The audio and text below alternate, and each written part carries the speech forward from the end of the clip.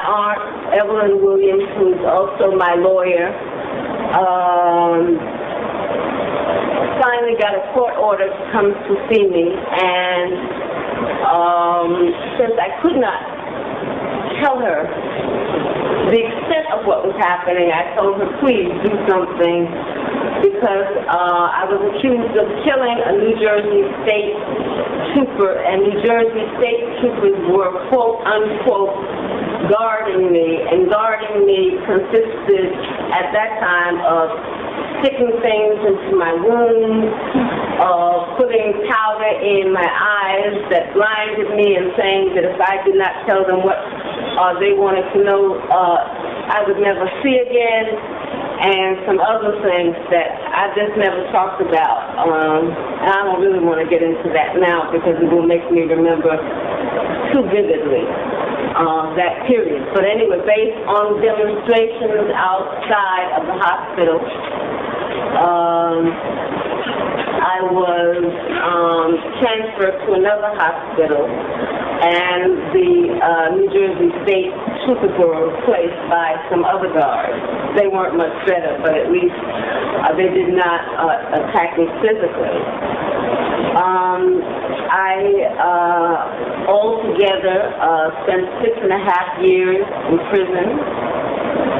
I was accused of many things. I was acquitted on all charges except for the New Jersey charge, where I was accused of aiding and abetting in the murder of a New Jersey state trooper.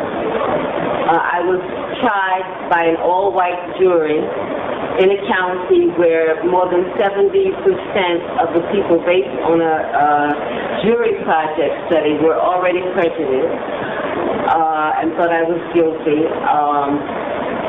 It was a legal lynching, and I'm actually ashamed of even participating in that. I should have just stayed in the cell and said, y'all do whatever you want, because it wasn't a trial. It was a lynching. I was sentenced to life plus 30 years, plus 30 days. I spent more than 2.5 years in solitary confinement in men's prisons.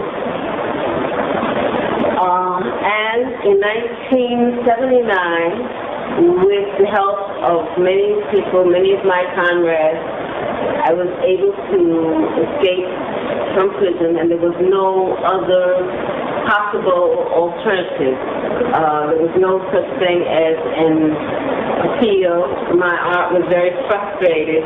She was doing the appeal, and parts of the transcript disappeared. The evidence disappeared, and so there was no such thing, no such possibility of ever receiving justice in the courts of the United States. I still believe that there is no justice in the United States, and I still believe that more and more the court system and the criminal justice system is a criminal system, and will serve as a conveyor for poor people, for African people, for Latino people, for all oppressed people. I don't want this, really, to be a run-on census. I would like to have more of a dialogue, if that's cool with everybody. Is that cool with everybody? And so, I've said a little bit about myself. I don't want to do a speech and tell you what you're already aware of. So I'd rather really address myself to talking about things that you're interested in, whether it has to do with me, whether it has to do with Cuba, whether it has to do with our struggle, or whatever you'd like to ask about. Let's limit the amount of speeching and do more questioning. Are we agreed? Okay. Monica? What are your feelings on the impact of Geronimo Pratt being released from prison after 27 years, is incarcerated. What type of impact do you think his, release will have on the struggle against racism and repression in the United States? Well, I believe that Geronimo is an amazingly strong human being who has suffered, in an unspeakable way. 9 years in solitary confinement.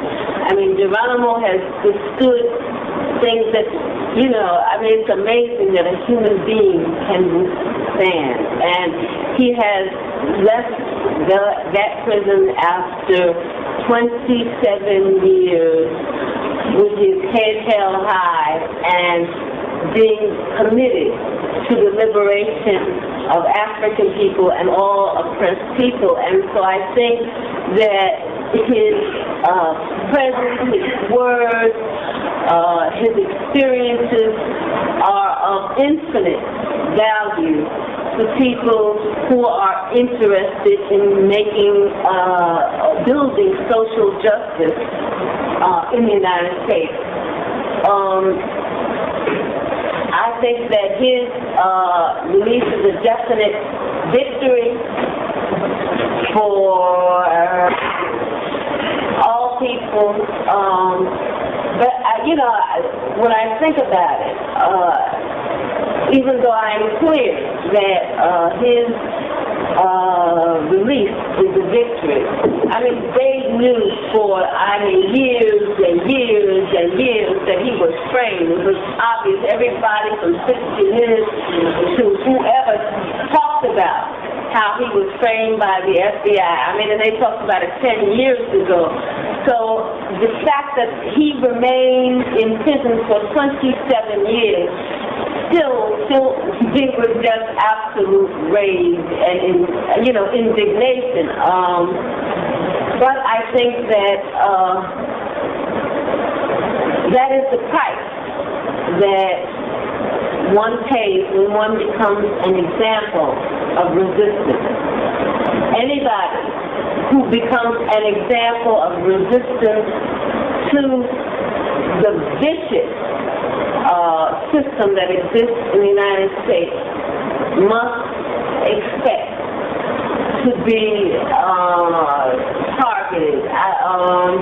During slavery, they cut off the heads of slaves and they put them on lampposts. And today, even though it is totally obvious that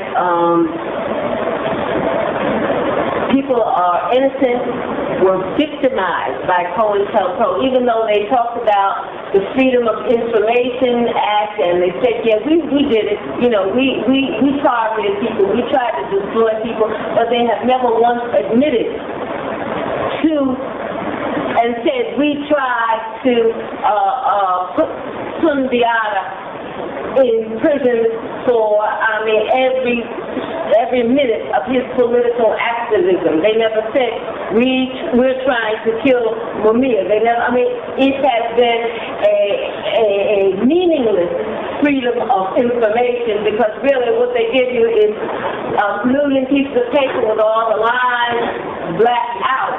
So what kind of freedom of information is that? I think that it is important, the case of Geronimo,